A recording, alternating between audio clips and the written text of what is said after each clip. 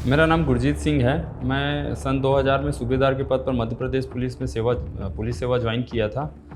वर्तमान में मैं डीएसपी ट्रैफिक के रूप में दुर्ग में कार्यरत हूँ।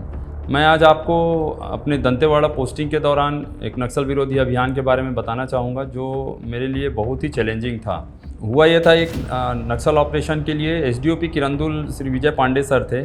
वो एक पार्टी लेके जगरगुंडा थाना है, उस थाना क्षेत्र पे गए हुए थे और दोपहर के समय एसपी साहब के पास पॉइंट आया कि वो अपने साथ में एक गाड़ी लेके गए थे और एक पॉइंट के बाद में उनके साथ में उनकी जो जीप थी वो आगे ले जा नहीं सकते थे। आगे गहरा खाई खुदा हुआ था सड़क पे और सड़क खोद दी गई थी, जिसके कारण गाड़ी आगे बढ़ लेके जाना उनके लिए संभव नहीं था।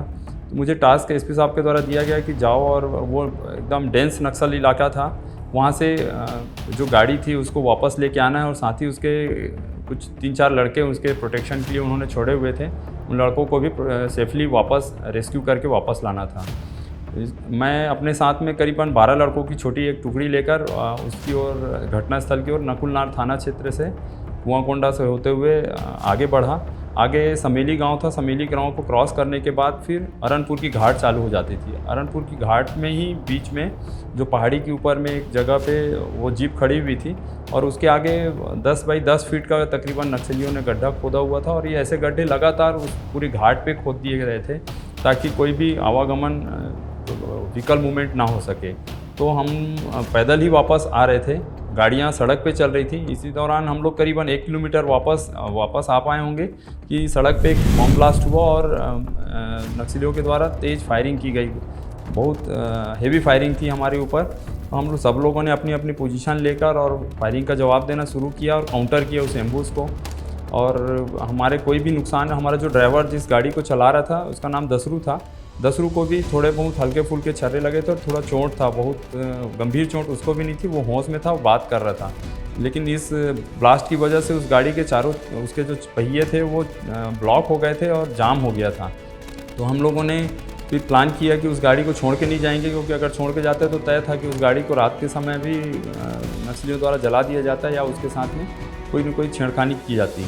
तो हम लोगों ने प्लान किया कि गाड़ी को लेके जाएंगे साथ में। साथी से वो हमारे साथ घायल साथी था दसरू, उसको भी दसरू कॉन्फिडेंट था कि साहब आप गाड़ी लेके चलिए, मैं साथ में जाऊंगा। तो हम फिर जब फायरिंग ख़त्म हुआ उसके बाद ये सब प्लान करके और फिर गाड़ी को टोचैन किए दूसरी गाड़ी के साथ में। कुछ दूर तक के वो गाड़ी खींच पाया। उसके बाद दूसरी गाड़ी का भी कैपेसिटी था, उसका इंजन गर्म होने लगा। फिर 2 गाड़ियों को फिर हमने टोचैन किया। वो इसलिए टोचैन के लिए वहाँ पर हमारे पास रस्सी नहीं था, एक ही रस्सी था, तो एक गाड़ी से पहले टोचैन कर चुके थे। फिर हम लोगों ने राइफ़ल की सीलिंग्स को खोली और राइफ़ल की सीलिंग से भी टोचैन बनाया और 2 गाड़ी का ऐसे सीरीज़ बना के टोचैन करके उस गाड़ी को खींचते हुए फिर रास्ते में भी एक आध जगह और फायरिंग हुआ हमारे ऊपर। लेकिन वो ऐसी लाइट फायरिंग थी, लगता था कि नक्सली कहीं हम लोगों का पीछा कर रहे थे और कोशिश में थे कि हमको कहीं पर उलझा लें। तो उन्होंने फिर फायरिंग किया, लेकिन हमारे लड़कों ने भी मुँहतोड़ जवाब दिया और हम ऐसे ही शाम ढलने से पहले शाम तक के और नकुलनार थाना वापस आ गए थे। तो ये मेरे लिए एक यादगार था कि कैसे चैलेंज है, उस चैलेंज के दौरान आपको दिमाग ठंडा रखना है, स्टाफ को आपको कंट्रोल करना है, उनके इमोशंस को कंट्रोल करना है, उन लोगों को हड़बड़ाने नहीं देना है, उनको पेशेंसली समझाइश देते रहना है और कूल रहकर ठंडे दिमाग से, अच्छे मन से और कार्रवाई करना है।